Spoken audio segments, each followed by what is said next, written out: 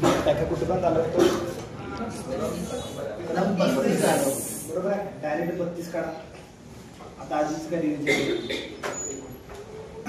कलम 32 बरोबर आहे ना. पेज नंबर किती आहे? कलम 32 अंतर्गत अधिकार आहे उपाययोजनाचा अधिकार आहे. सर्वोच्च न्यायालयाला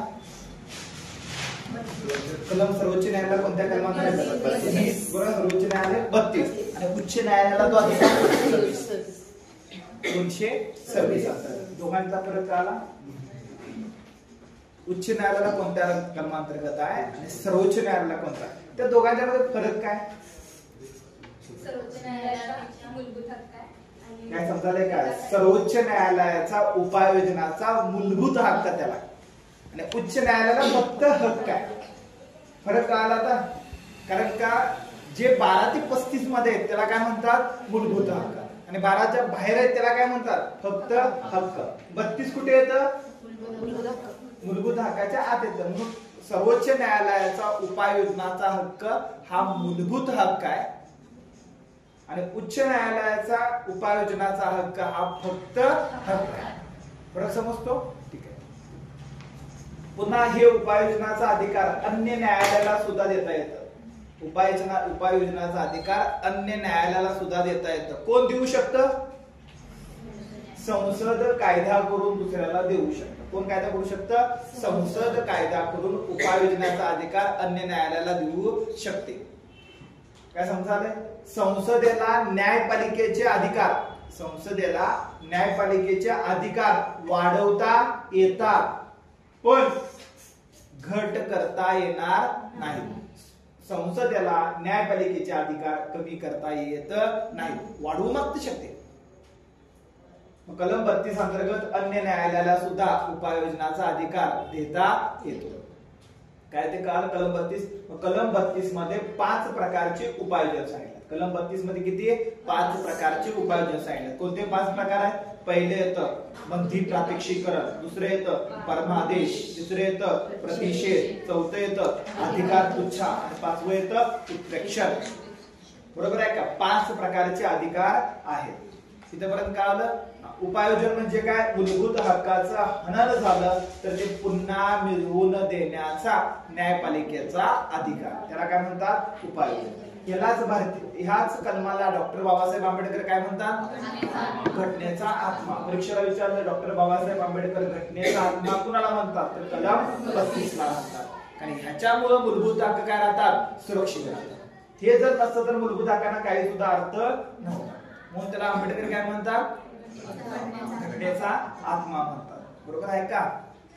त्यानंतर पुढे गेला, दोघांचे फरक सांगितलं बघा तिथं.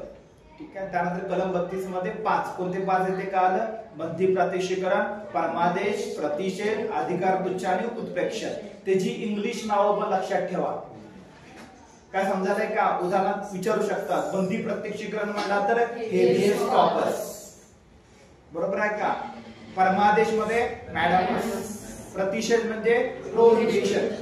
अधिकार तुच्छामध्ये को वारंटो आणि उत्प्रेक्षण म्हणजे सर्सिओर आहे.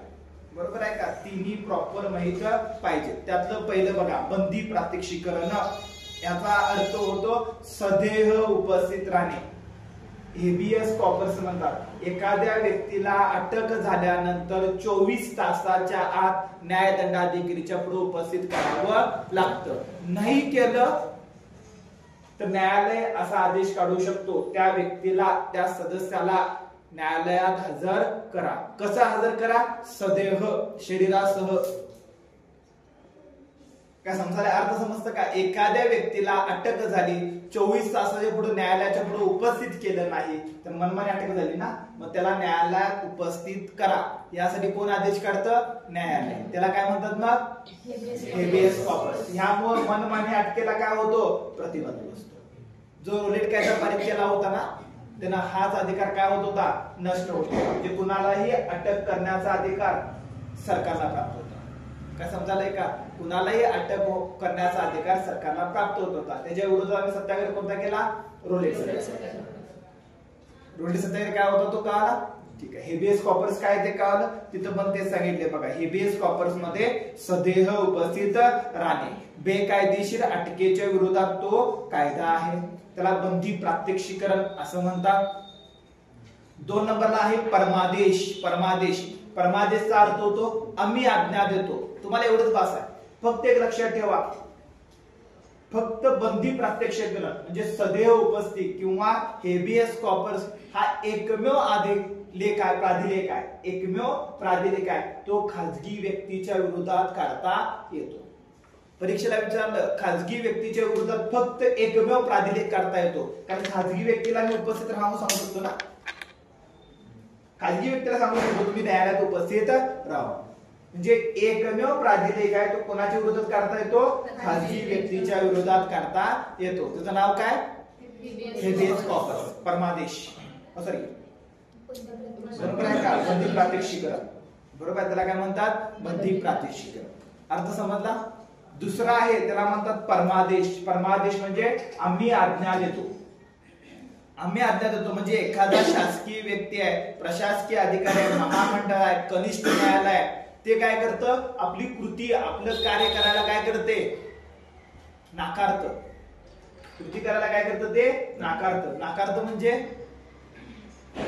ते कृती करत नसतं. अशा वेळी सर्वोच्च न्यायालय, उच्च न्यायालय सांगतं कृती करा, आम्ही आज्ञा देतो, तुम्ही ज्या पदावर बसला त्या पदावर तुम्ही ते काम केलं पाहिजे, करत नसाल तर तुमच्या कारवाई. परमादेश, आम्ही आज्ञा देतोय ते काम करा.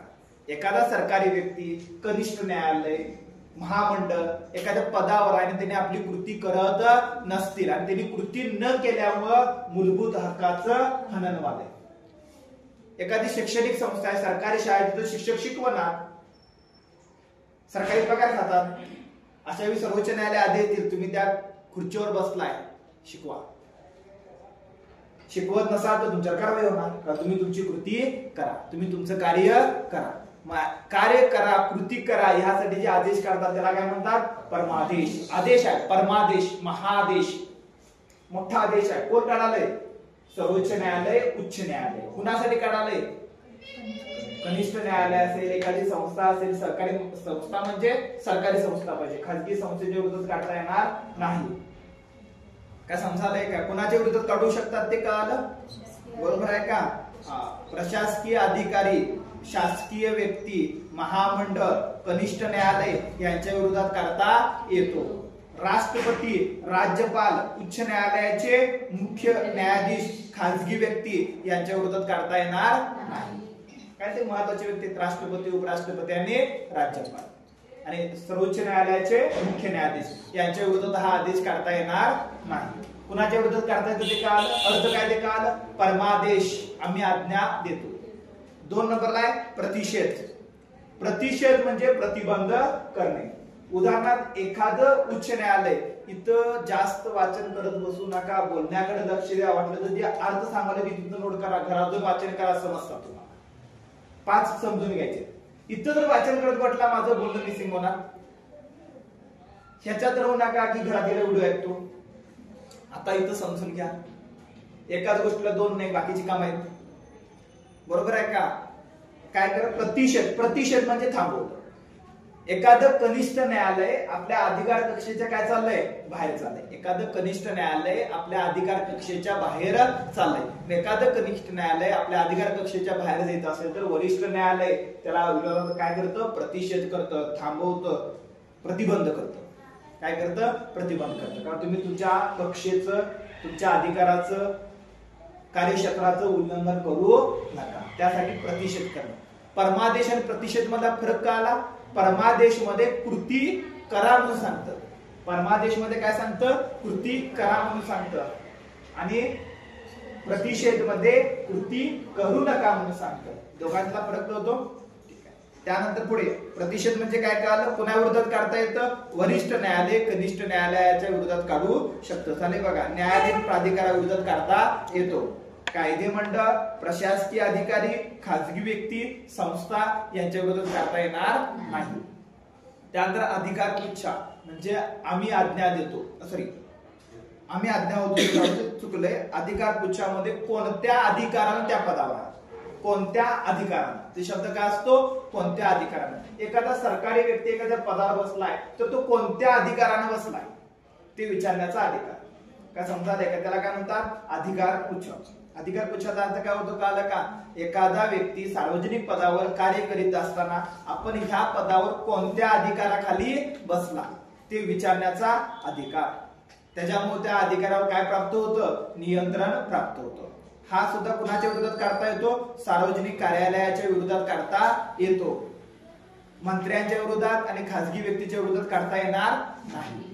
त्यानंतर मी वरच्यावर फक्त घेतोय, डिटेल मध्ये असतात ते तुम्हाला एवढं तरी माहित पाहिजे. आपले कायम मिसिंग झालंय. 5वा अधिकार असतो त्याला म्हणतात उत्प्रेक्षण. उत्प्रेक्षण म्हणजे असे प्रमाणित करण्यात येते की, इथं काय असतं? कनिष्ठ न्यायालय आपल्या अधिकार कक्षेच्या बाहेर चाललंय.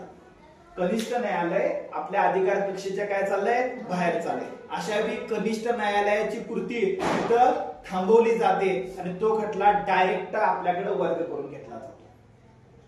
बरोबर काय? म्हणजे तिथं काय असे प्रमाणित करण्यात येते की तो खटला आम्ही आता आमच्याकडे घेतोय, तुमची कृती तिथं गप्प करा, कारण तुम्ही तुमच्या अधिकार कक्षेचं उल्लंघन करत होता. तो खटला महत्वाचा होता, त्यावर सर्वोच्च न्यायालय का उच्च न्यायालय टिप्पणी करणं आवश्यक आहे.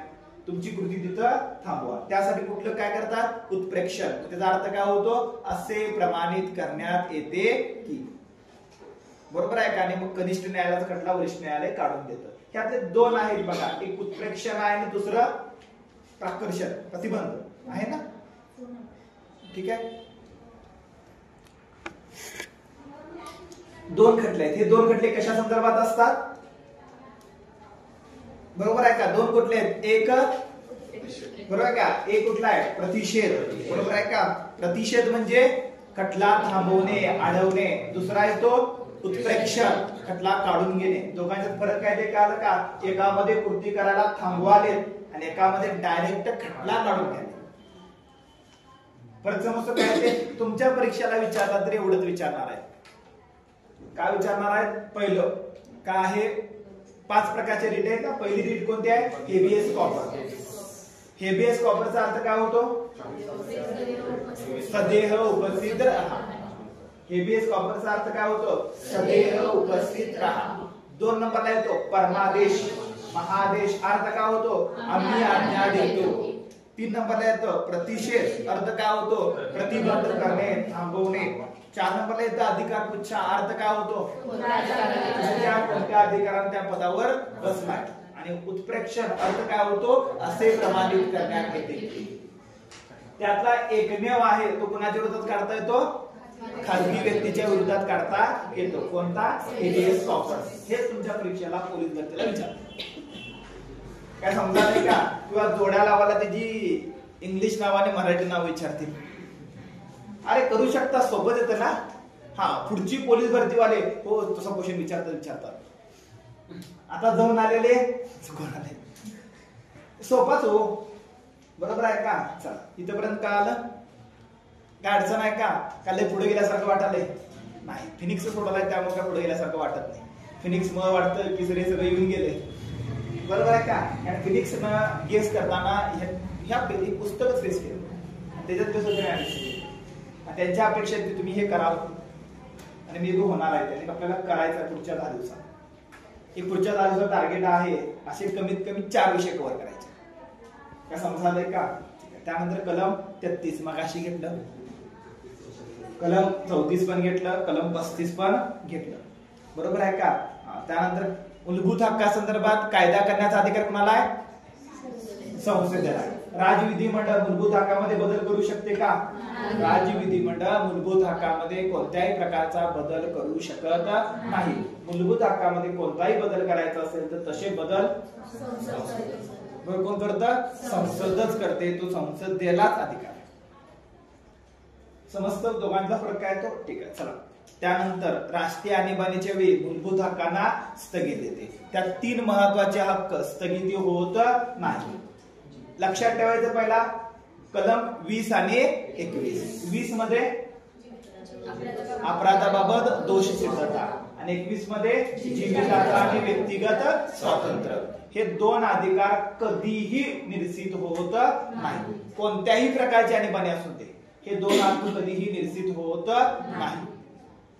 आणि हे फक्त राष्ट्रीय आणीबाणी होतं. राज्य आणीबाणी आणि मूलभूत हक्क यांचा काहीही संबंध नाही.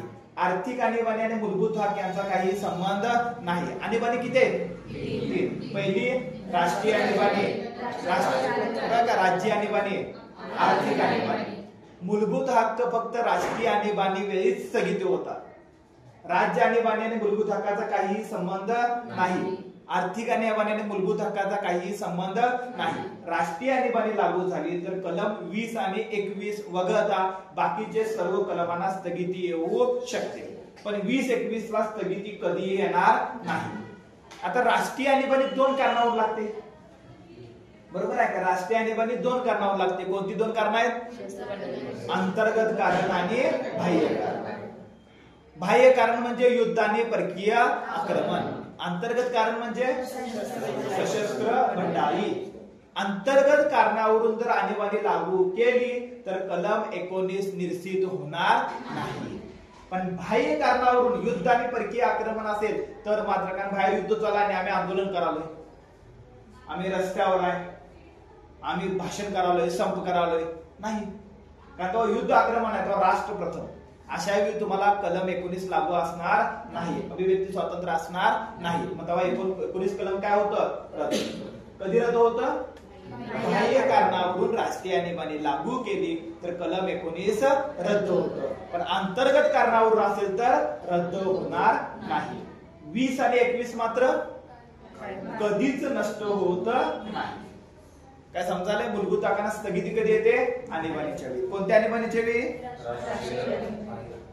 त्यानंतर त्या संदर्भात काही खटले आहेत, काही सुद्धा करू नका. मोठीच्या मोठी फुली मारल्या किमान दिसायला पाहिजे तुम्हाला. ठीक आहे, त्या फुल्याच फक्त आम्ही रोड काढतो. ठीक आहे, दुसरं काय केलंच नाही. काय चला त्यानंतर पुढे घ्या. राज्याची मार्गदर्शक, राज्याची राज्य मार्गदर्शक तत्वे. बरोबर आहे का? डीपीएस असं म्हणतात ना, डायरेक्टिव्ह प्रिन्सिपल ऑफ स्टेट. राज्याची मार्गदर्शक तत्वे. तसं मूलभूत हक्क कुणाला दिलाय?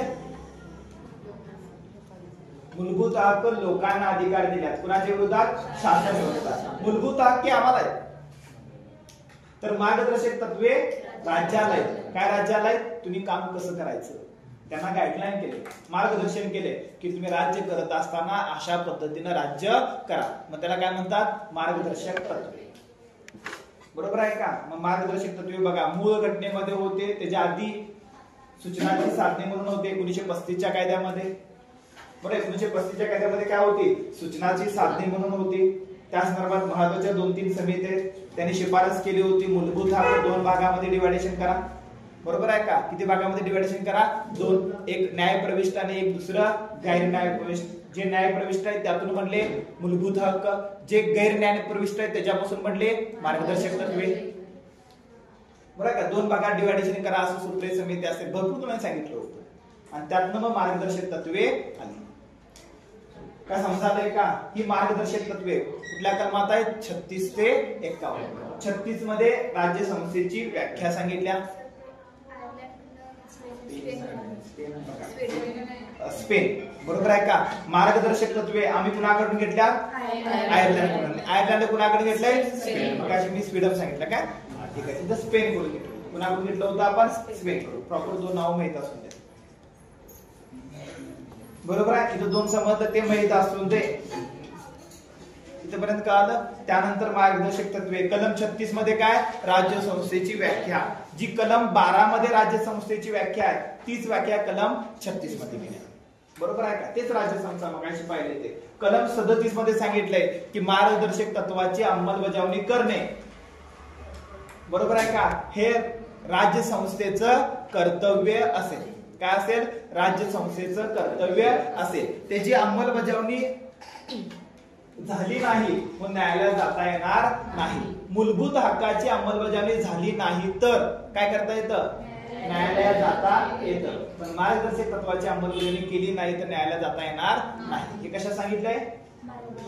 मार्गदर्शक तत्वाचं कलम 37 मध्ये की हे पालन करणं हे शासन व्यवस्थेचं काय असेल? कर्तव्य असेल.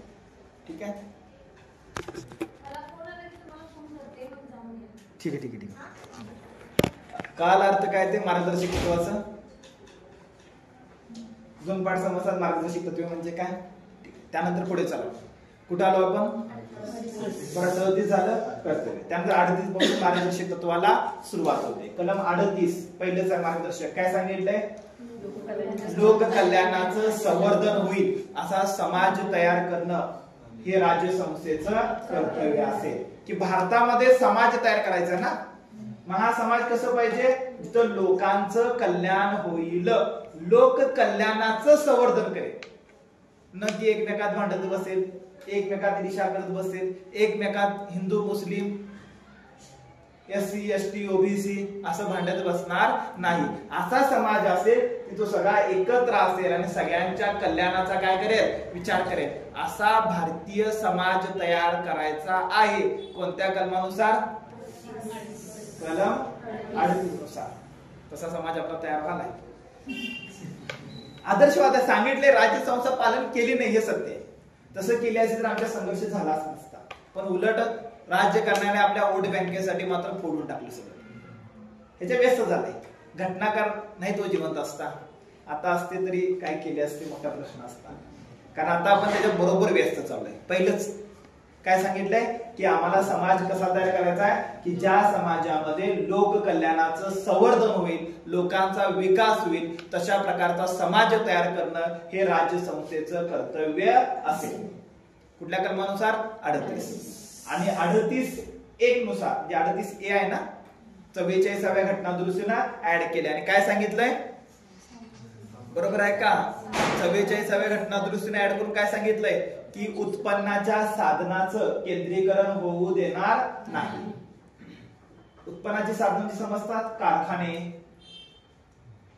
बरोबर आहे का, सर्व कारखाने सर्व उद्योग कुणाच्याही एका मालकीचे नसतील. तर असो, आता एकच उद्योजक आहे, त्याच्यापाशी 350-350 वेगवेगळे प्रोडक्ट तयार करतो. तो टप्प्याटप्प्याने विस्तार करत चाललाय, सगळं सेक्टर तोच घ्यालाय.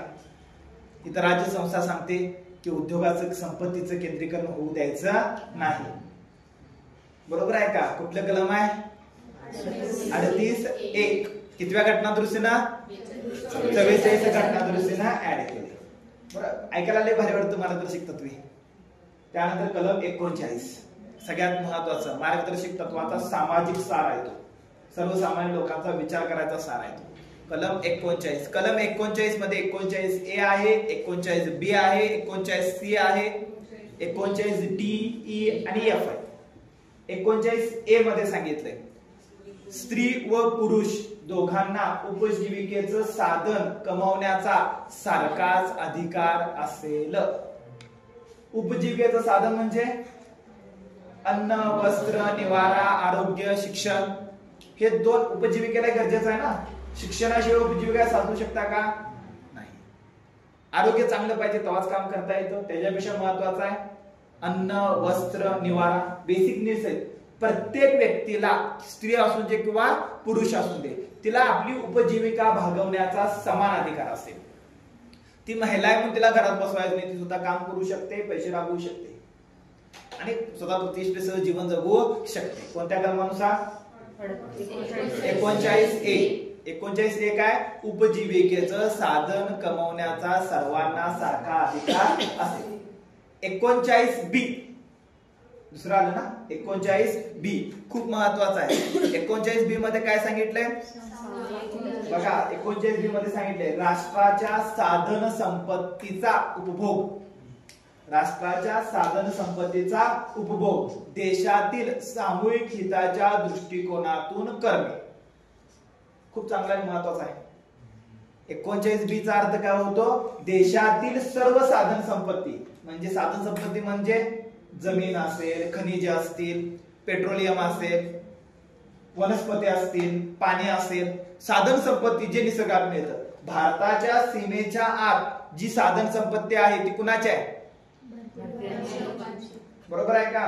उदाहरणार्थ जमीन तुमची आहे का, बरोबर आहे का. जमीन तुमची आहे म्हणत असाल तर बिन डॉक्युमेंटचं विकून दाखवा. जिल्हा प्रशासन यावं लागतं, कलेक्टरची सिग्नेचर लागत्या, स्टॅम्प लागतोय, तुम्हाला दिले वापरा फक्त. तुम्ही म्हणाल स्वतः मी आहे आधार कार्डवर भारत सरकार मोठं असतं, तुमचं नाव लहान असतं, कारण भारत सरकारच्या दृष्टिकोनातून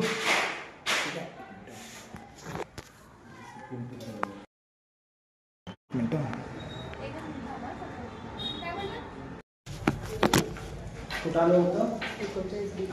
भारताच्या सीमेच्या आत जी साधन संपत्ती आहे कुणाच्या मालकीची आहे?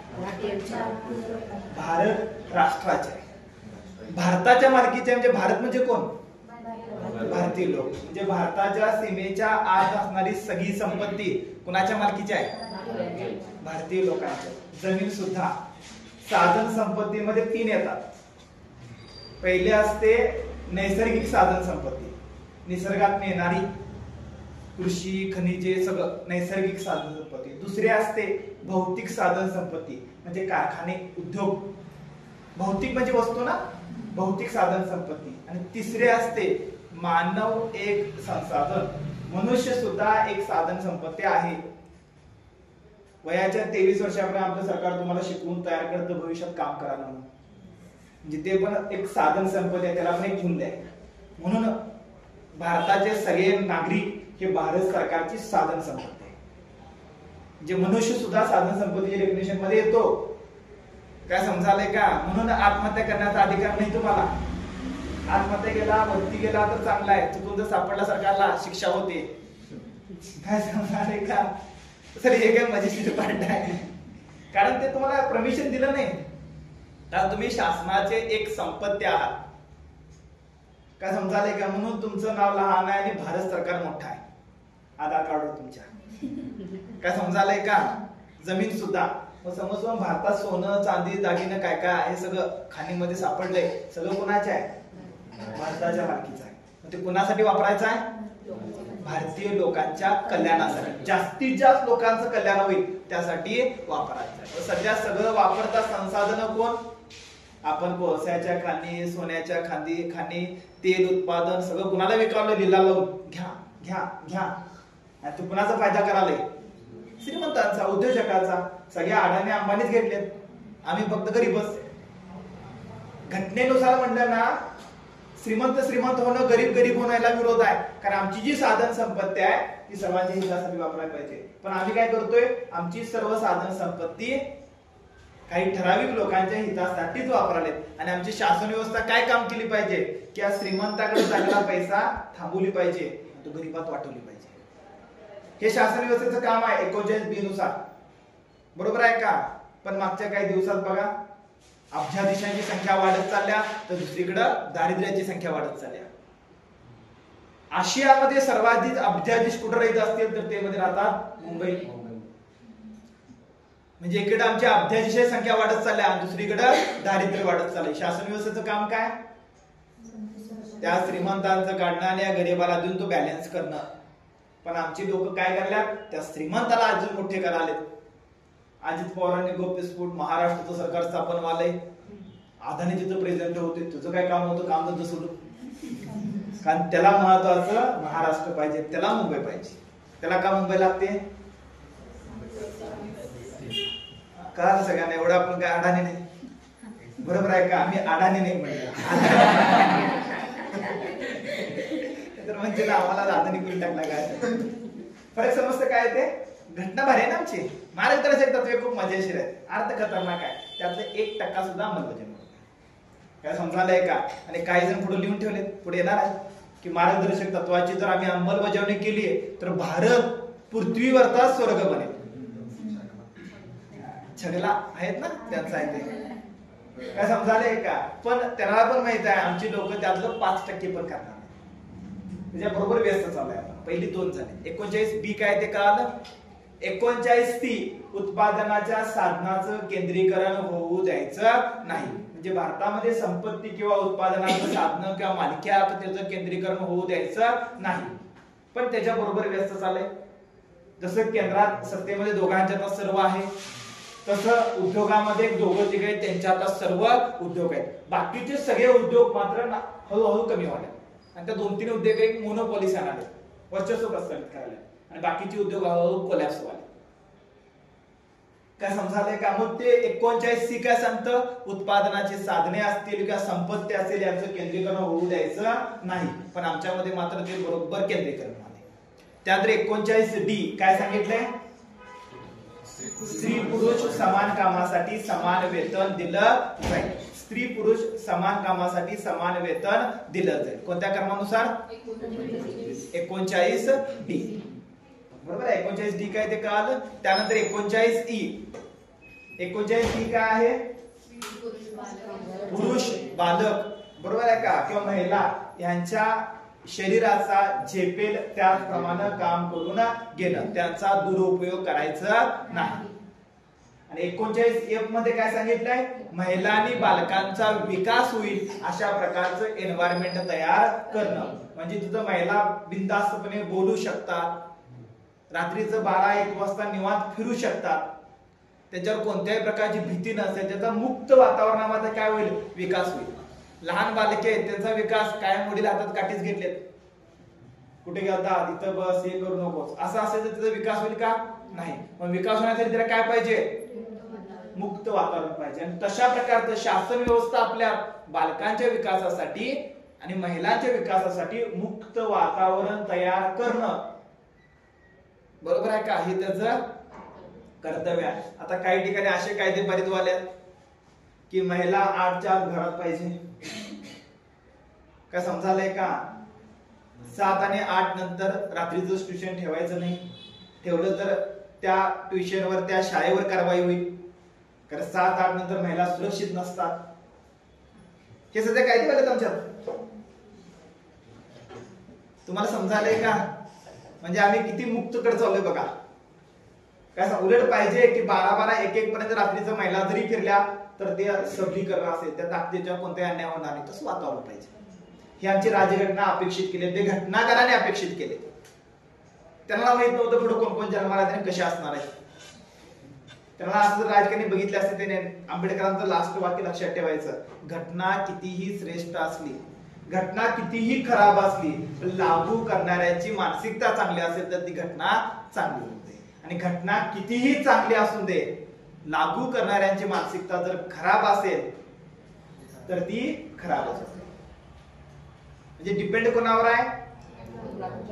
अंमलबजावणी करणाऱ्या लोकांच्यावर. आणि आता जे राजकारणी नेते आहेत ना, त्या सगळ्यांनी राज्यघटना फक्त पूजण्यासाठी ठेवले, पाया पडायसाठी आणि फोटो सिटू करण्यासाठी. त्याची तत्वे 1% सुद्धा त्यांना माहित नाही. आणि त्या सिद्धांतावर ते 1% सुद्धा चालत नाही. त्या सिद्धांतावर चालले असते तर आताचा भारत वेगळा असता. केंद्रीकरण झालं नसतं, गरीब दरी वाढली नसती, मोनोपॉलिसी आल्या नसत्या उद्योगामध्ये. आता काही जर ईस्ट इंडिया कंपन्यांनी अदानी समूह तुलना करायला, ईस्ट इंडिया कंपनीचं मोनोपॉलिसी कडून छत होती, तसं अदानी समूह छान आहे असं काही जर तुलना पण करायला. तिथे एकच कंपनी सगळं करत होती ना, आता भारतामध्ये 2-3 उद्योग आहेत, ते सगळे करायला. सरकार तर त्यांच्या पूर्तीप्रमाणे वागायला, त्यांच्या हातात झालंय. तुम्हाला महाराष्ट्राचे इलेक्शनचं मी अनालिसिस पण केलं होतं की कोण सत्तेत येणार हे ठरवायला कोण किंग मेकर वेगळा असून बसलाय. आणि त्यांच्याकडे आम्ही अपेक्षा ठेवू शकत नाही की भारतीय राज्यघटनेच्या घटनाची अंमलबजावणी करते. 39C काय ते कळालं, डी कळालं, EF कळाले. एकदा रिपीट करा, मग पुढे जाऊया. विश्लेषण जास्त करत नाही, तर टॉपिक इथं 7 ला 5 मिनिटं कमी आहेत. ठीक आहे. नियरली 8 पर्यंत लेक्चर होईल. जे लवकर जाणार ते जाऊ शकतात. रेकॉर्डिंग आहे, तुम्हाला टाकली जाईल, तिथं तुम्ही राहिलेले पॉइंट करा.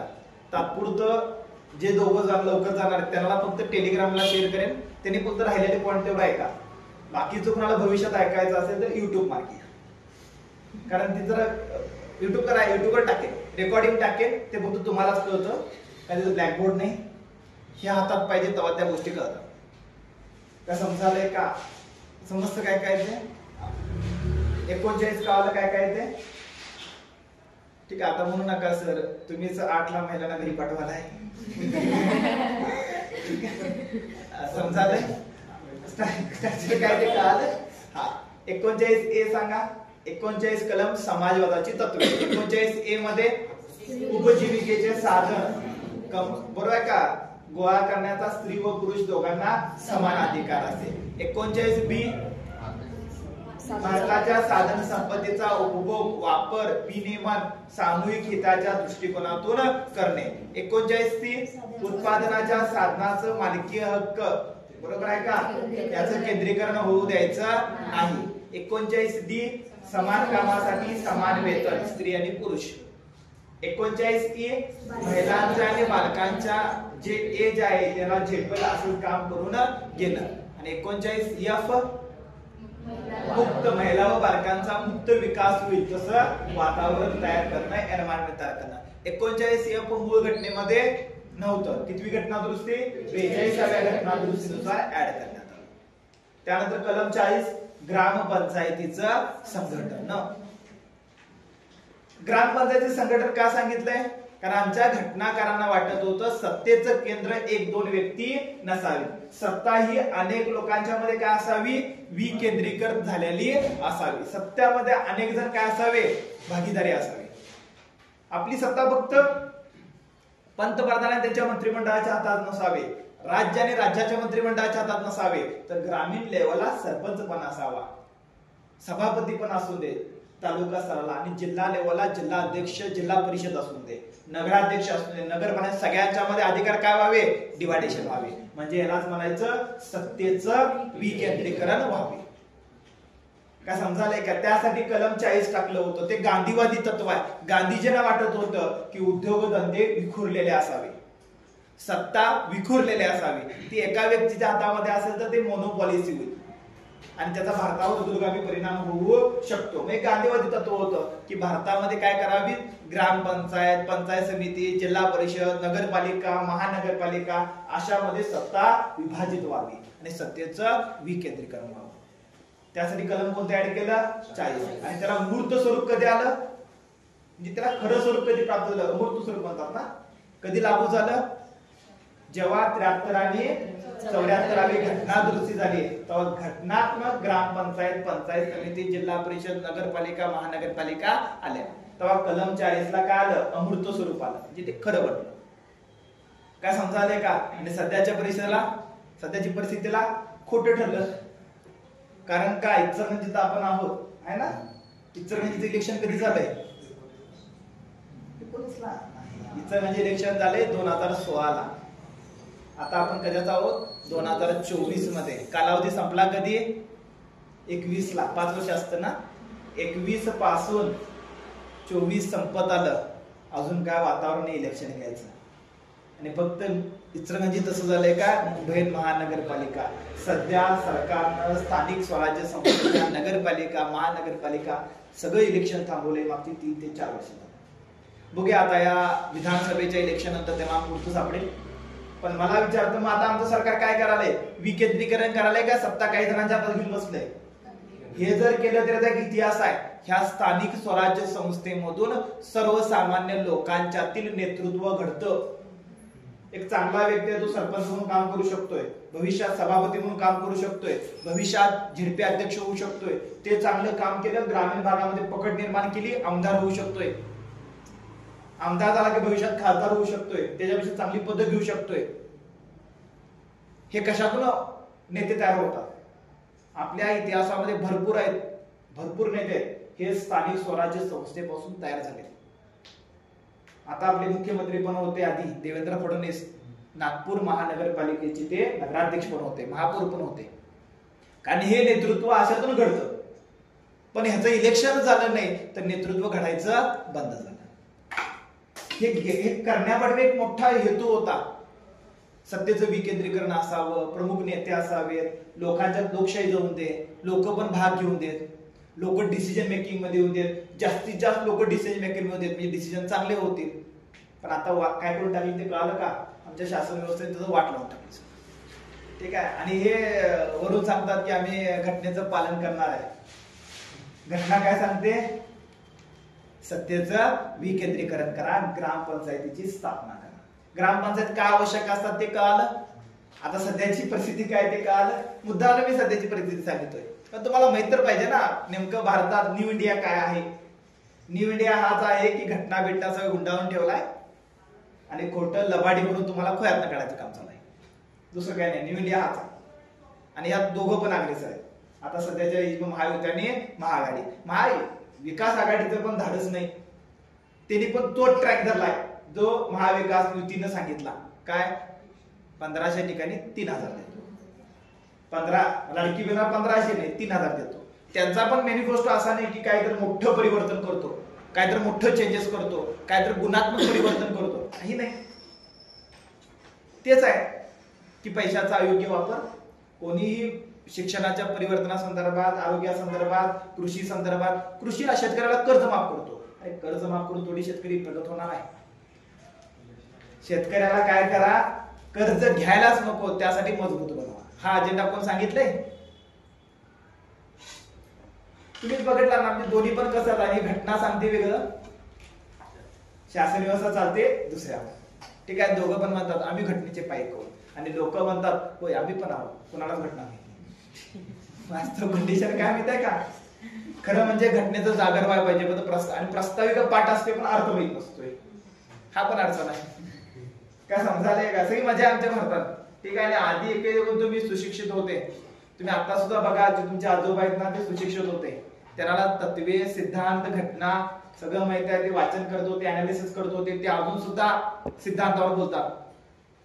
वडिलांची पिढी त्यांना काय, म्हणजे वडिलांची पिढी ते कामात गुंतल्या, प्रॅक्टिकली झाल्या, पैसे कमवायचे नादाला लागले, आणि आम्ही आहेत आम्हाला काहीच माहित नाही. ते जुनी लोक जोपर्यंत जिवंत आहेत ना तोपर्यंत भारतामध्ये काहीतरी सिद्धांत, तत्वे जिवंत आहेत. ती एकदा गेलीत ना पुढच्या 20 वर्षात भारत फक्त नावालाच असेल, तत्वे सिद्धांत संपलेले असतील. मी काय बोललो ते कळालं का? काय नसतीलच, कुणाला माहित पण नसेल ग्रामपंचायत का गरजेची. काय समजायलंय का? संपत्तीचा मालकी हक्क म्हणजे काय? ही साधन संपत्ती कुणाची मालकी आहे? पहिल्यांदा ऐका मिळालं ही आमची आहे. भारतातील 140 कोटी लोकांना कळालं भारताच्या आत असणारी संपत्ती आमची आहे. काय होईल? काही दिवसात क्रांती होईल, गरिबांची सगळं लुटून घेतील, आणि ते गरीब श्रीमंत वालेत ना कुणाच्या जीवावर आले? आमची संपत्ती वापराले, आणि त्या संपत्ती वापरायला आधी कोण द्यायला? आमची शासन व्यवस्था. ती शासन व्यवस्था कुणाच्या कल्याणाची पाहिजे होती? बरोबर आहे का? ती शासन व्यवस्था कुणाच्या, जनतेच्या कल्याणाच्या अनुषंगाने पाहिजे होती, जनतेच्या कल्याणासाठी काम केली पाहिजे होती. काय समजायलंय का? चला आता जे अजेंडा आहेत, कुणाचा अजेंडा घटनेच्या बेसवर विचार करा, कुणाचाच नाही. काय समजायलंय का? ठीक आहे, चला त्यानंतर पुढे घ्या. 39A कायदे काल, सॉरी 40 कायदे काल, त्यानंतर कलम 41. बरोबर आहे का? कलम 41 काय? कामाचा, शिक्षणाचा व काही विशिष्ट बाबतीत लोकसहाय्य. बरोबर आहे. आता खरं म्हणजे कामाचा अधिकार मूलभूत हक्कामध्ये टाकायला पाहिजे होता, तर सगळ्यांना काम देणं शक्य आहे का? नाही. भविष्यात आम्ही सर्वांना कामाचा अधिकार देऊ, शिक्षणाचा अधिकार देऊ, त्यासाठी कलम 41 टाकला. आता मी देऊ शकत नाही. कधी? 1950 ला जेव्हा भारतीय राज्यघटनेचा अंमल झाला तेव्हा आम्ही सर्वांना शिक्षणाचा अधिकार देऊ शकत नाही, कारण शिक्षण संस्थाच नाही. सर्वांना काम देऊ शकत नाही, आम्ही प्रगत नाही. मग त्या टायमाला देता येत नव्हतं, भविष्यात देतील, त्या अनुषंगाने कलम टाकलं. 70 वर्ष झालं अजून परिस्थिती तयार नाही.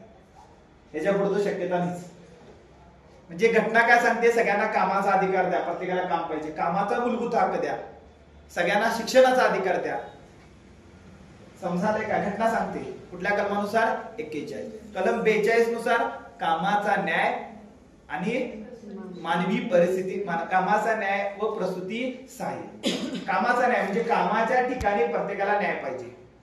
प्रसूती सहाय्य कुठल्या कलमानुसार सांगितलं? 42. 43 मध्ये सांगितलं कामगारांचं निर्वाह वेतन, की एखाद्या ठिकाणी व्यक्ती कामाला जायचं असेल तर कमीत कमी एवढा पगार पाहिजे. सध्याच्या परिस्थितीनुसार जगायचं म्हटलं तर कमीत कमी किती पगार पाहिजे? एक 500 रुपये तरी पाहिजे. 15,000 असेल तर काहीतरी चालू शकतं, पोटपाणी, आरोग्य. किती पाहिजे? किमान 500 रुपये पाहिजे. पण आता सुद्धा 3,000 आणि 4,000 मुलं मुली काम करत असतात. तुम्ही कधी दुकानात गेला ना तिथं विचारा, एक कलमाचा अंमल होतो पाहिजे, कारखान्यात कोण काम करतोय त्याला 500+ हजेरी पाहिजे. 8 आणि 9,000 मध्ये कोणीही काम करणार नाही, आणि एक कामगाराचे अधिकार पाहिजे. आधी होते, आता कामगार कायदे गुंडाळून टाकले, संघटना कोल्यास करून टाकले. संघटनेचे कामगार संघटनेचा प्रमुखच पहिला भ्रष्ट करून टाकलाय. तो काय आंदोलनच करत नाही, कामगार कायदे भ्रष्ट करून टाकले, कामगारांचे संप करण्याचे अधिकार करून टाकले, त्यांचा बोनस कमी करून टाकला, त्यांच्या विमा संरक्षण बंद करून टाकलं, त्यांचा पगार कमी करून टाकला, त्यांचं असोसिएशन वाटवून टाकलं. मागच्या 43 वर्षात काहीतरी होतं. आताची परिस्थिती खूप मजेशीर आहे आणि हा आपला नवीन भारत आहे जिथं कामगाराला कोणतेही अधिकार नाहीत. आपण सर्वसामान्य घरातले आहोत.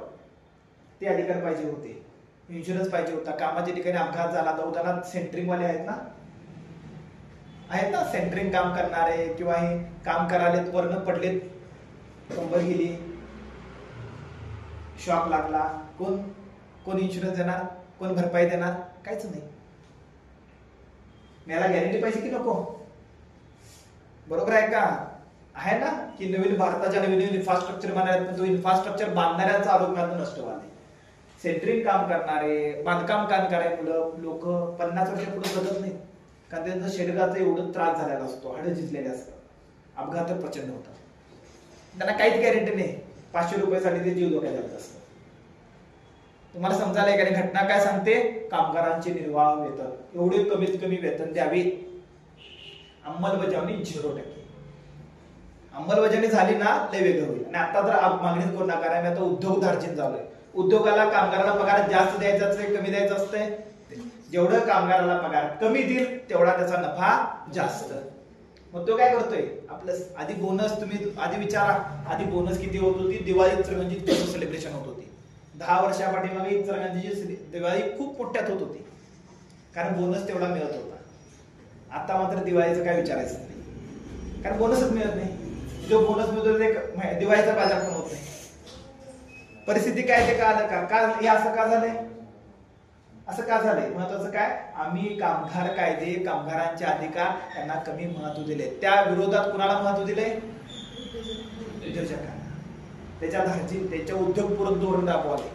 आता जर मध्ये कायदा झाला ना, त्या ऍपल नावाच्या कंपनी भारतात येणार होत्या मोठ्या, त्यांची प्रमुख मागणी काय होती? कामगार कायदा ब्रेक करून आमच्या कंपनीमध्ये 12 तास काम करण्यासाठी परमिशन द्या, तेव्हा तुमच्या राज्यात येईल.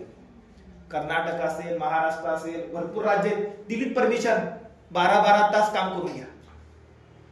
कोण आवाज उठवला, कोण संघर्ष केला, काहीच नाही. काय समजालंय का? सर म्हणणार हे पहिल्यांदा काय तर ऐकवलंय मी.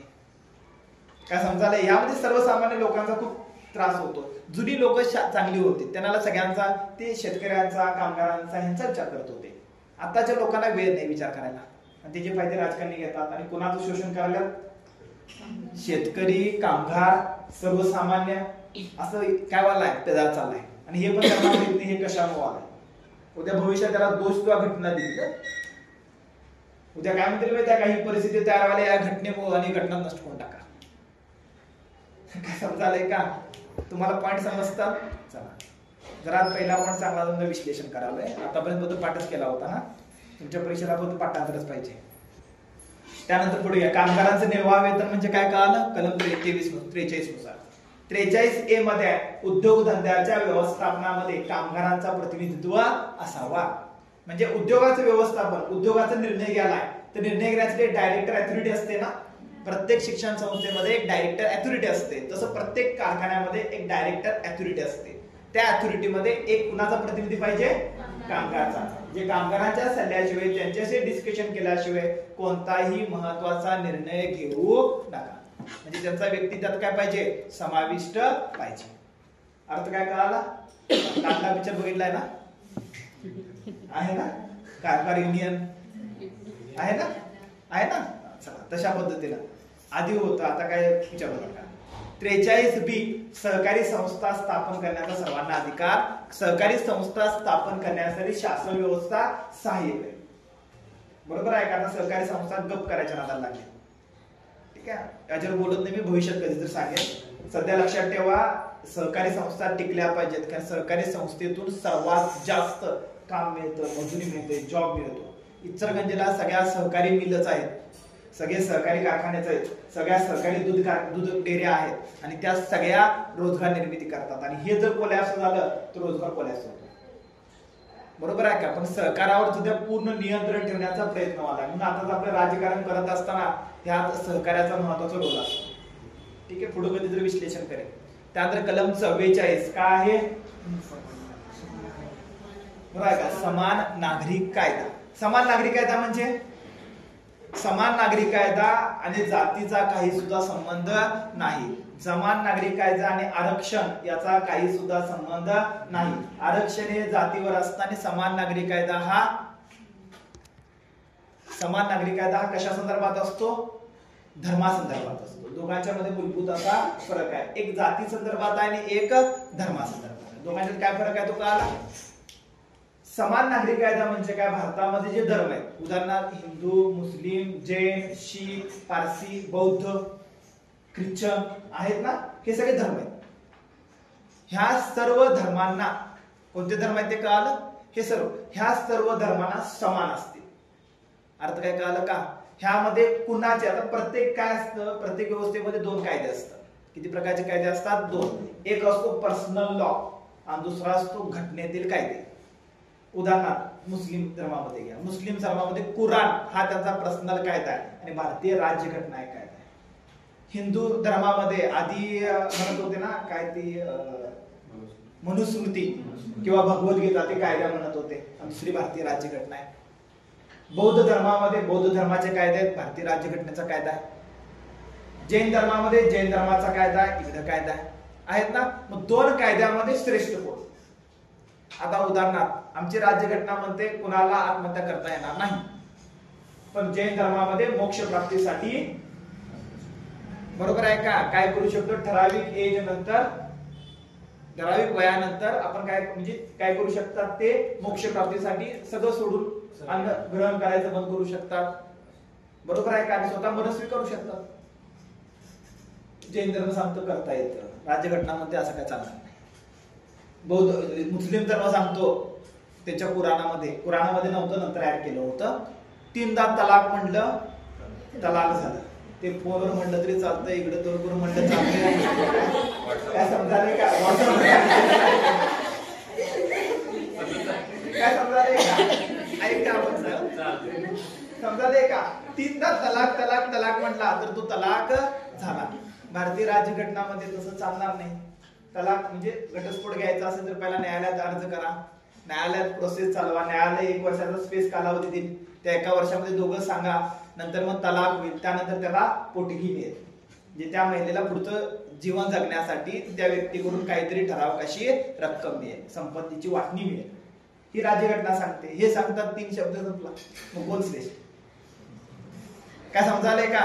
प्रत्येक धर्मामध्ये, हिंदू धर्मात तर भरपूर होते, हिंदू धर्मामध्ये प्रत्येक धर्मामध्ये मी एक सांगतोय. संपत्ती, हिंदू धर्मामध्ये संपत्ती मुलग्याच्याच नाव, मुलगीला संपत्ती नसेल. घटना म्हणते लिंगभेद करायचा नाही, महिला असून दे का पुरुष असू दे, दोघांना समान अधिकार. काय समजायलंय का? मग 10 एकर नाही, 5 एकर इकडं 5 एकर तिकडं. हिंदू काय देत नाही म्हणे, ते पुरुष प्रधान संस्कृती, पुरुषालाच अधिकार असेल. महिला काय बोलायचं नाही, बोललं की रातोरात गप्प. काय समजायलंय का? समजालंय. पण घटना काय सांगते? समजलं का? मग प्रत्येक ठिकाणी 2 कायदे येतात. कोणते 2 कायदे येतात? एक घटनेचा कायदा येतो आणि एक पर्सनल लॉ येतात. समान नागरिक कायदा म्हणजे असे सगळे पर्सनल लॉ बंद करा आणि संपूर्ण भारतामध्ये एक कायदा लागू करा. अर्थ समजला का? विवाह संदर्भात प्रत्येकाच्या पद्धती वेगळ्या आहेत ना. मुस्लिमांचे विवाह काय? कबूल कबूल. बरोबर आहे का? सगळ्यात मोठी प्रोसेस हिंदू 7 फेऱ्या, मोठी प्रोसेस आहे. बरोबर आहे का? बौद्ध धर्मामध्ये काय आहे? बौद्ध धर्मामध्ये वचनपत्र असतात त्यांचे, ते वाचन करून घेतात भिक्खूच्या साक्षीमध्ये. बौद्ध धर्मामध्ये वेगळे आहे. ख्रिश्चन धर्मामध्ये रिंग काढलं संपला विषय, रिंग काढलं झालं.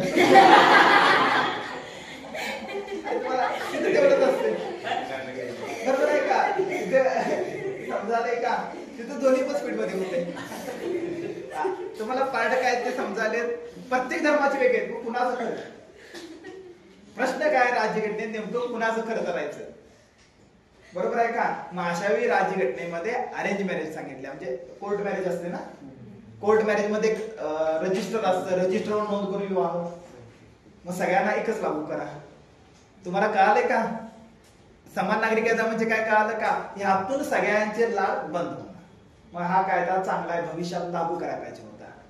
पण असा समान नागरिक कायदा पहिला लागू झाला गोव्यामध्ये, बरोबर आहे का? नंतर आता उत्तराखंडमध्ये भविष्यात भारतामध्ये लागू करावा, पण हा कायदा करत असताना एकट्याला फायदा आणि एकट्याला तोटा असं करू नका.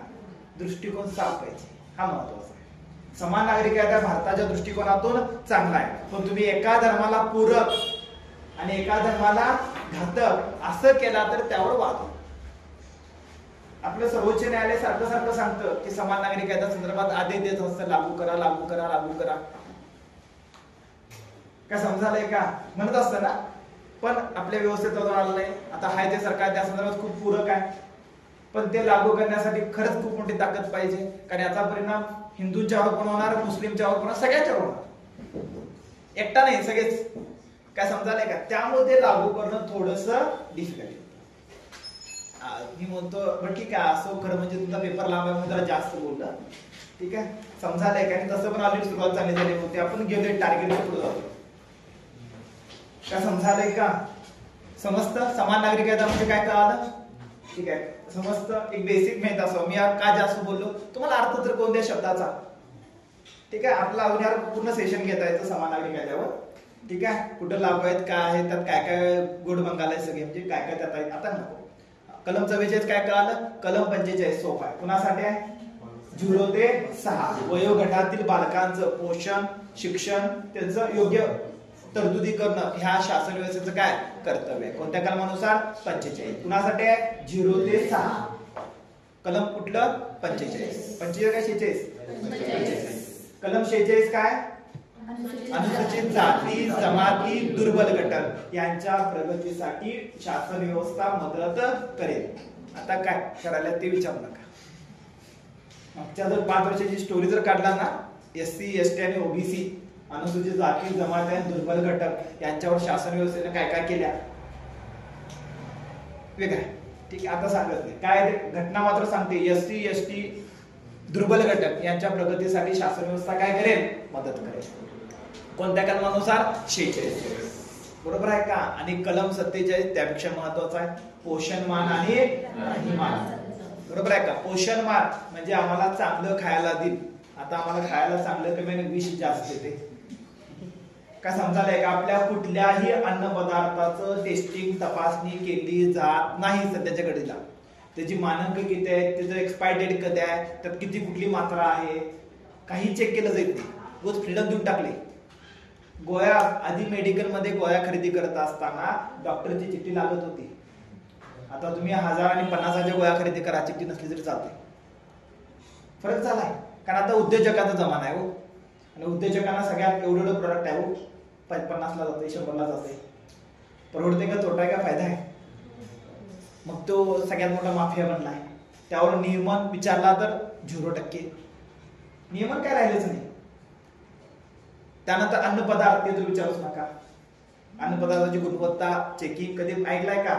अन्न पदार्थाची गुणवत्ता चेक केली, कारवाई केली कधीच नाही. म्हणजे सध्या ते काय आहेत, सध्याच्या कंडिशनला ते काय नाही. आपली राज्यघटनामध्ये पोषणमान, राहणीमान त्याच्याकडे लक्ष द्या. कुठल्या कलमानुसार? 47. मी मुद्दा जरा क्रॉस मध्ये फक्त प्रश्न विचारले. काय विचारले तर डोक्यात कळून राज्यघटना काय सांगते, आमची आम्हाला काय खायला द्यायला, पोषणमान काय, पोषणमान, राहणीमान. 47 कलम. 48 कलम कृषी व वन्य, कृषी व पशु संवर्धन. कृषी आणि कृषीचं संवर्धन करायचं, पशुचं संवर्धन करायचं. बरोबर आहे का? ह्याच्याच बेसवर सरकारनं कायदा कुठला केला? गोहत्या बंदी कायदा. कलम 47 च्या बेसवर कोणता कायदा केला? पोषणमान, राहणीमान, दारूबंदी कायदा हा केला. आणि फक्त 1-2 स्टेट मध्ये आहे, एक बिहार मध्ये आहे आणि गुजरात मध्ये. गुजरात मध्ये वरच्यावर दारूबंदी कायदा आज सरास चालते. काय समजायलंय का? बंद वगैरे काय नाही. बिहार मध्ये पण चालूच आहे. म्हणजे 2 स्टेट आहेत त्यांनी दारूबंदी कायदा केला. आणि दारूबंदी कायदा करण्यासाठी 56 इंचापेक्षा डबल छाती लागते. ते कोणाच्या पण हातचं काम नाही. काय समजायलंय का? अरे दारू विकणारे सगळे राजकारणी असतात. बरं, कायदा करायला आले आणि दारूबंदी कायदा केला तर परिणाम लय मोठा होऊ शकतो. आपल्याला कितीतरी महिलांची परिस्थिती डायरेक्ट सुधारू शकते. आता जर म्हणा दारू आणि महिला कसं सुधारू शकतो? महिलांचं शोषण करण्यासाठी दारूच कार्यभूत आहे. कारण घरातला पुरुष दारू पित असेल तर त्याचा पूर्ण परिणाम होतो. ठीक आहे. आणि ते विष आहे तरी सुद्धा चालूच आहे ना, बरोबर आहे का? आणि कुठलंही नियमन नाही. आधी परमिशन दारू विकत होते. आता एक सुद्धा छापा ऐकायला मिळत नाही की दारू अड्ड्यावर छापा टाकला, अटक झाल्या. सर्रास 2 नंबर चालू आहेत. काय समजायला का? त्याची मात्रा, त्याची गुणवत्ता चेक केली जाते आणि यामध्ये पूर्ण युवा पिढी बर्बाद झाली. काय समजायला का? आणि दारूबंदी कायदा भविष्यात भारत समोर मागच्या 20 वर्षात एक सुद्धा चांगला कायदा झाला नाही. मी 20 वर्षात म्हणतो, त्या दोन्ही सरकार पण आले. आमच्यात कायदे तेच पारित होतात जे सरकारला आवश्यक असतात. जनतेच्या कल्याणासाठी कधीही कोणत्याही चांगल्या प्रकारचा कायदा होत नाही. त्यासाठी आंदोलन करावे लागतात. लोकपालसाठी, माहितीच्या अधिकारासाठी आंदोलन करावे लागतात. चांगले कायदे आमची संसद करत नाही, वाईट मात्र पहिला करते आणि सर्वसंमतीने करते. ठीक आहे, चला त्यानंतर घ्या. 48 झालं, 47 झालं, 48 झालं. 48 हे वने व वन्य प्राणी संरक्षण. 49 स्मारकांचं संरक्षण. 50 कार्यकारी मंडळ न्याय व्यवस्थेपासून अलग असेल. बरोबर आहे का? आता सध्या धनंजय चंद्रचूड यांच्या फायली ओपन व्हायल्यात बघा. त्यातून कळतं हे धनंजय चंद्रचूड दाखवायचे दात वेगळे होते, आतनं सगळं सरकार पूरकच त्याने काम करून टाकले. आता जर तुम्ही अनालिसिस केला त्यांचे पुस्तक आणि त्यांचं सगळं, तर सरकारच्या विरोधात मागच्या 8-10 वर्षात त्यांनी एक सुद्धा डिसिजन दिला नाही. दिसताना मात्र वाटत होतं की प्रामाणिकपणे आहे, कारण तो लोकप्रियता जास्त होती, जाहिरात जास्त करत होता. पण आतनं मोठे डिसिजन तो घेऊ शकला नाही. मोठ्या डिसिजनला काही वेळेला अनुभव त्याने टाकले. म्हणजे धनंजय, तुम्हाला सांगितलं आणि तुम्ही बघा भविष्यात मला आश्चर्य वाटणार नाही जेव्हा धनंजय चंद्रचूड भविष्यात राज्यसभेचा खासदार होईल, राज्यपाल होईल किंवा राष्ट्रपती पण होऊ शकतात. आता बऱ्यापैकी रंजन गोगाई राज्यसभेचे सदस्य आहेत, जे न्यायपालिकेत काम करल्यात, नंतर सगळेच कुठे चालल्यात, कुठे तर चांगलं पद घेतात. म्हणजे ते त्या पदावर असताना काय काम करतात ह्यावर प्रश्नचिन्ह आहे. काय समजा आणि घटना काय सांगते? कार्यकारी मंडळ, न्याय व्यवस्था दोन्ही अलग असेल, लोकांच्या कल्याणासाठी चांगलं काम करते. 51 मध्ये सांगितले आंतरराष्ट्रीय संबंध कसे असावे. 51 मध्ये सांगितल्या कर्तव्ये. झाले इथपर्यंत. पुन्हा मार्गदर्शक तत्वाचं वर्गीकरण केले बघा, ते पण माहित असून दे. सामाजिक तत्वे 38, 39, 39A, 41, 42, 43A, 44. शोषित कामगार ह्यांच्या संदर्भात जे असतात ते सामाजिक तत्वे. गांधीवादी तत्वे 40, 43, 43B, 46, 47 आणि 48. उदारमतवादी किंवा बुद्धिवादी तत्वे 44, 45, 48, 48A, 49, 50 आणि 51. आर्थिक तत्वे 38, 39. सामाजिक तत्वे परत सांगितले बघा, तेच आहे ना. राजकीय तत्वे 40, 44 आणि 50. आंतरराष्ट्रीय संदर्भात 51. त्यानंतर मार्गदर्शक तत्वाचं समर्थन कोण कोण काय काय केले ते सांगितले बघा. आंबेडकर काय म्हणतात? सरकार धोरण ठरवताना याच्याकडे दुर्लक्ष करू नये. दुर्लक्ष नवं आता ते बंद करून ठेवले. छगला काय म्हणतात? भारत पृथ्वीवरील स्वर्ग बनेल. पाहिली काय म्हणतात? मार्गदर्शक तत्वे म्हणजे राज्यासाठी निर्माण केलेलं एक आदेश पत्र आहे, कोण पालन करायचं नाही. काय समजायलंय का? BN राव म्हणतात याला एक किमान शैक्षणिक मूल्य तरी आहे. नाना पालके म्हणतात हे प्रत्यक्षात आलं तर सर्व म्हणजे देशात आर्थिक मागासले पण दूर करायचं असेल तर ही मार्गदर्शक तत्वे सर्वोत्तम उपाय आहे. LM सिंघवी काय म्हणतात? मार्गदर्शक तत्वे संविधानात जीवन प्रदान करतात, असं कोण म्हणतात? LM सिंघवी. बरोबर आहे. ह्यातलं 2-3 फक्त लक्षात ठेवा, तुमच्या परीक्षेला 2-3 विचारतील, छागला एक विचारतील, याच्या पलीकडे जास्त विचारत नाही. तुम्ही पोलीस भरतीला जाणार आहे गृहीत धरा, बरोबर आहे का? त्या अनुषंगाने करा. मार्गदर्शक तत्वावर टीका पण केल्या, एकदा वाचन करा, त्याच्या पलीकडे काय आवश्यकता नाही. केलं नसलं तरी चालतंय. काय समजायलंय का? ते आवश्यक नाही, ते करू नका. त्यानंतर मूलभूत कर्तव्ये. मूळ घटनेमध्ये मूलभूत कर्तव्ये बरोबर आहे. मूळ घटनेमध्ये मूलभूत कर्तव्ये नव्हती. मूळ घटनेमध्ये मूलभूत कर्तव्ये नव्हती. 42व्या घटना दुरुस्ती 1976 ला 10 कर्तव्ये ऍड केली आणि 11वं कर्तव्य 86वी घटना दुरुस्ती 2002 ला 11वं कर्तव्य काय केलं? समाविष्ट केलं. बरोबर आहे का? त्या संदर्भात महत्वाची समिती कोणती? स्वर्णसिंह समिती. ते नाव फक्त लक्षात ठेवा. ही कुणाकडून घेतल्यात आम्ही? कर्तव्य कुणाकडून? रशियाकडून घेतले. बरोबर आहे का? सांगितलं ते. आणि ती कर्तव्य एकदा वाचन करतो. आतापर्यंत क्लासमध्ये कर्तव्य तुम्ही वैयक्तिक वाचन केलाय, माझ्यासोबत एकदा करा. परीक्षेला विचारू शकता खालीलपैकी कोणतं कर्तव्य नाही ते सांगा. इथं मग मतदान करण्याचं कर्तव्य आम्ही होय आहेच. बरोबर आहे का? एकदा वाचन केले कळतं ना काय आहे आणि काय नाही. किती कर्तव्य? 11. पहिलं कर्तव्य आहे संविधान, राष्ट्रध्वज, राष्ट्रगीत यांचा आदर राखणे. आपली जी राष्ट्रचिन्ह आहेत, राष्ट्रीय प्रतीके आहेत, यांचा आदर राखणे. दुसरं, स्वातंत्र्य लढ्याचा उदात्त आदर्श जो आहे त्याचा पालन करणं. आता स्वातंत्र्य लढ्याचा उदात्त आदर्श म्हणजे भारतीय स्वातंत्र्य लढ्यामध्ये काहीतरी तत्वे होते, काहीतरी सिद्धांत आहेत, काहीतरी आदर्श आहे. संघर्ष करायचा असेल तर शांततेत करा, आपल्या मागण्या असेल तर उपोषणाचा वापर करा, संपाचा वापर करा, शस्त्राचा वापर करू नका. मोठे आदर्श दिलेत ना, त्या आदर्शाची जोपासना करणं हे आमचं काय आहे, कर्तव्य आहे. पहिला आदर्श काय ते सांगितलं पाहिजे. तिसरं, भारताचे सार्वभौमत्व, एकात्मता, सन्मान आणि संरक्षण करणं हे आमचं कर्तव्य आहे. सार्वभौमत्व म्हणजे कळतं का, कायम राष्ट्र सर्वोच्च असेल, ते जे निर्णय घेण्यासाठी ते स्वतंत्र आणि निपक्षपाती असेल, सर्वोच्च स्तरावर असेल, मग त्याचं सार्वभौमत्व सुरक्षित ठेवणं हे आमचं कर्तव्य आहे. त्याची सुरक्षा करणं हे आमचं कर्तव्य आहे. त्यानंतर पुढं, देश संरक्षणासाठी गरज पडल्यास देशसेवेसाठी हजर राहणं हे आपलं कर्तव्य आहे.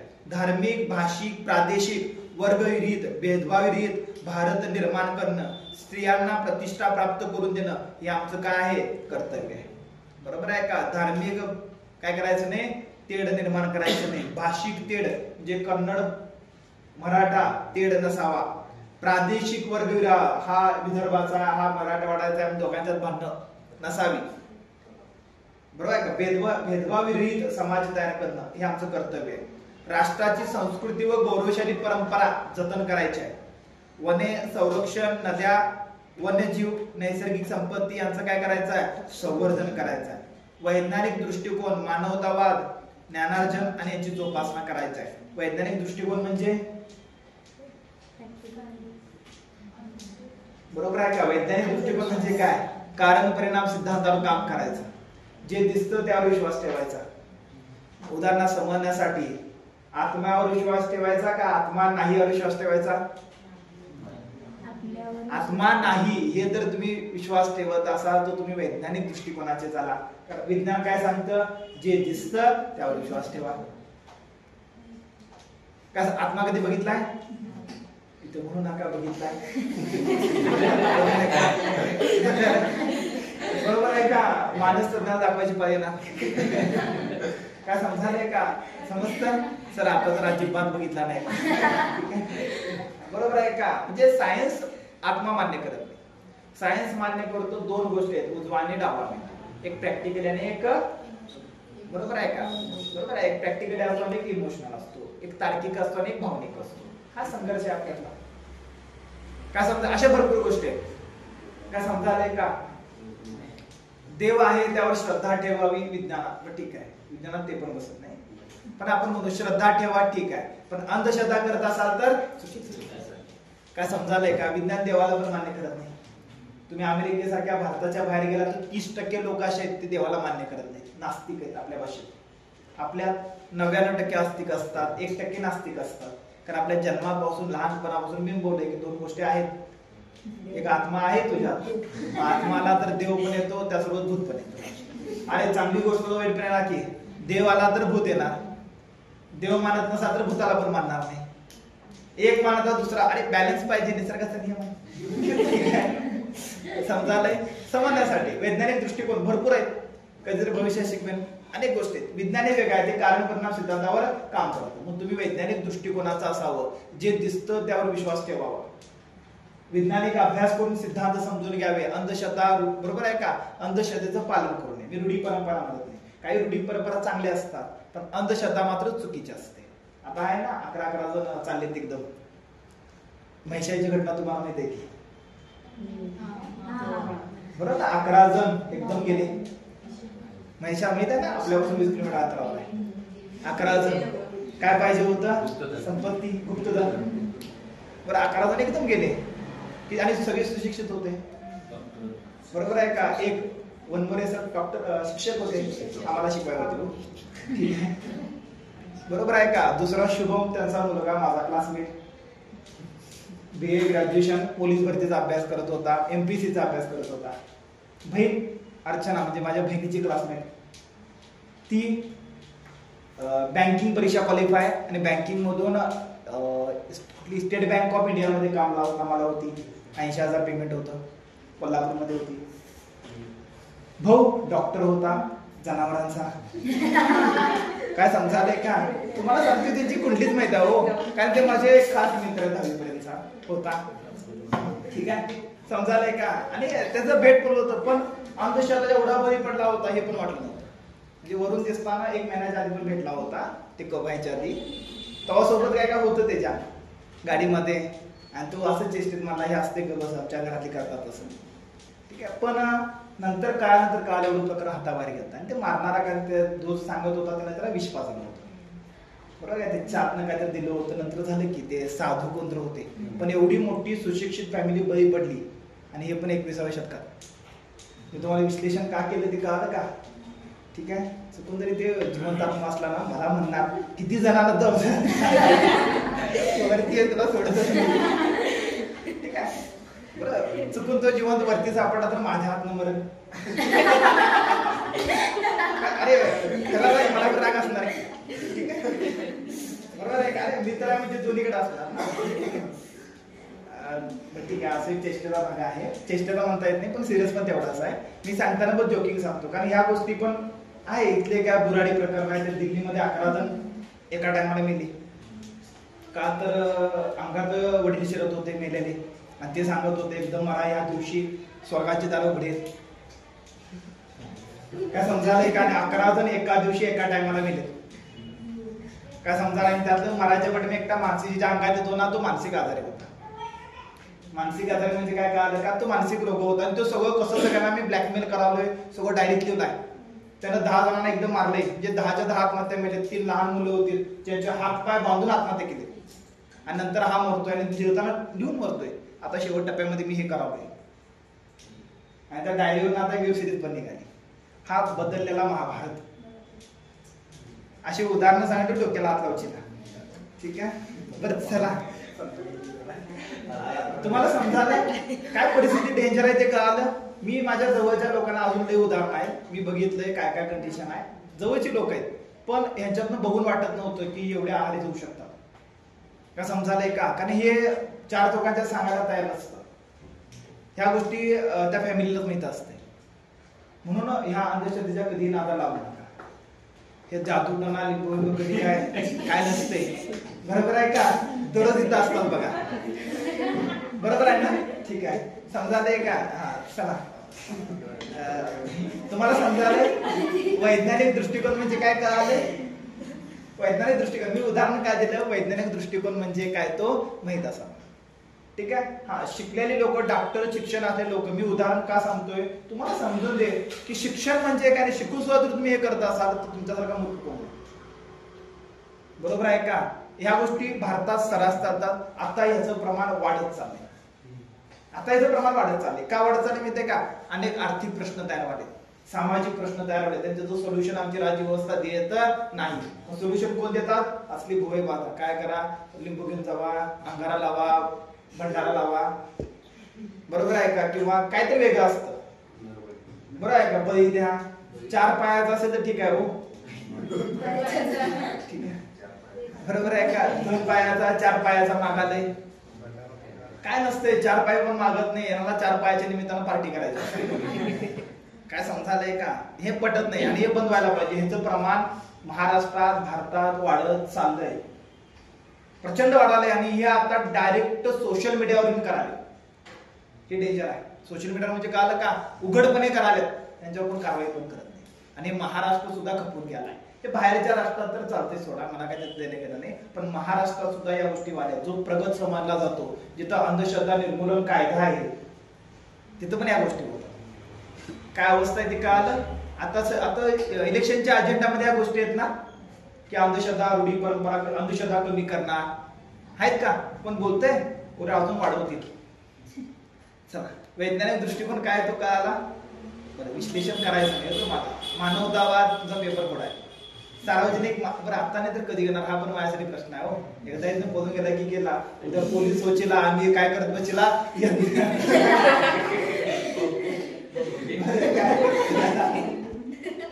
असं काय नको, माहित पाहिजे ना. वैज्ञानिक दृष्टिकोन, मानवतावादी, ज्ञानार्जन यांची जोपासना करावी. ज्ञानार्जन म्हणजे ज्ञान धारण करावं, सत्य काय ते समजून घ्यावं. बरं, ज्योतिबा फुलेंनी पण तेच सांगितलं होतं, सत्य काय ते समजून घ्या, त्याला ज्ञानार्जन म्हणायचं. ठीक आहे. सार्वजनिक मालमत्तेचं रक्षण करावं, हिंसाचाराचा निर्घपूर्वक त्याग करावा. बरोबर आहे का? हा, ही आपली मूलभूत कर्तव्य आहेत. आणि 6 ते 14 वयोगटातील पालकांना शिक्षण देणं हे माता पित्याचं काय कर्तव्य आहे. आहेत अशी किती कर्तव्य आहेत? 11 कर्तव्य. एकदा शांत डोक्यानं वाचन करा. त्यानंतर मार्गदर्शक तत्वाने मूलभूत कर्तव्य फरक सांगितलं. एकदा वाचन करा, त्या पलीकडे आवश्यक नाही. तिथं तुमचा 1 ते 51चा मेन पार्ट संपतो. त्यानंतर पुढे या. भारतीय संसद आपल्या नोट्स मध्ये सरासरी 120 ते 130 पान आहेत. बरोबर आहे का? उद्याच्या लेक्चर मध्ये संपायला पाहिजे, तर आज कमीत कमी आपल्याला 50 पानापर्यंत जायला पाहिजे. म्हणजे अजून कमीत कमी 1 तास लेक्चर चालेल. काय समजालंय का? ज्यांची बस आहे का आहे तर ते लवकर जाऊ शकतात. का समजालंय का? मला माहिती आहे भरपूर येतच नाही, त्यामुळे काय अडचण नाही. जर साईड पण सांगता की काय सर लवकर सोडा, अभ्यास पाठ लागते. ठीक आहे.